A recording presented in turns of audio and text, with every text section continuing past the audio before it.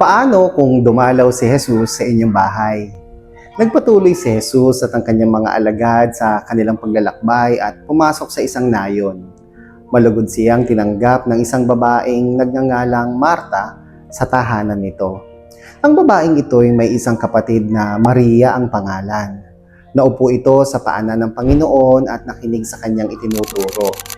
Alalang-alala si Marta sapagkat kulang ang kanyang katawan sa paghahanda. Kaya't lumapit siya kay Jesus at ang wika, "Panginoon, sabihan niyo nga po ang aking kapatid na tulungan naman ako." Ngunit sinagot siya ng Panginoon, "Marta, Marta, naliligalig ka at abalang-abala sa maraming bagay.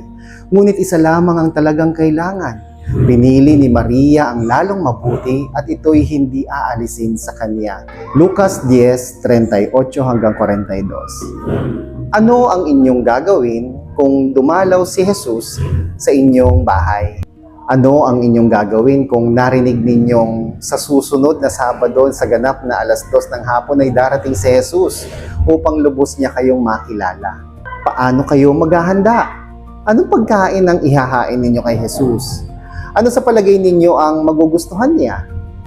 Aanyayahan ba ninyo ang inyong mga kaibigan upang makilala nila si Jesus? Bakit?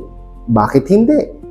May mga bagay bang hindi ninyo gagawin kapag darating si Jesus sa inyong bahay? Ano? Noong si Jesus ay nasa sanlibutan, dumalaw siya sa maraming tahanan. Sinasabi ng ating kwento ang tungkol sa pagdalaw ni Jesus sa dalawang magkapatid. Tiyak na magiging abala kayo katulad ni Marta kapag ipinasya ni Jesus na dumaan sa inyong bahay. Marahil si Marta ay katulad ng marami sa atin. Gusto niya si Jesus at alam niyang napakahalaga ni Jesus. Nais niyang masiyahan siya sa pamamagitan ng paghahanda ng kanilang bahay sa natatanging paraan. Gusto rin ng kapatid ni Martang si Maria si Jesus.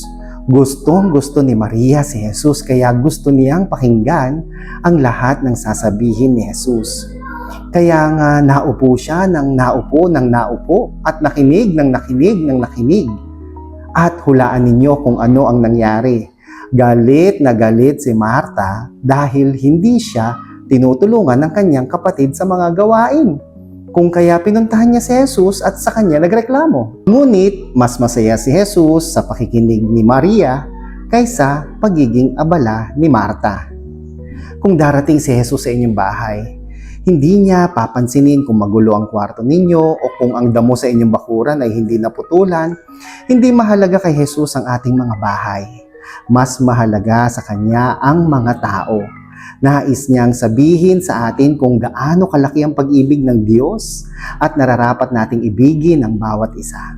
Nais ni Jesus na makinig ang mga tao at pagkatapos na makinig, nais ni Jesus na lumabas tayo at gawin ang kanyang ipinagagawa sa atin.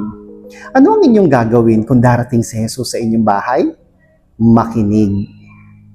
Ako po si Chico. Enjoy the rest of the day and God bless po.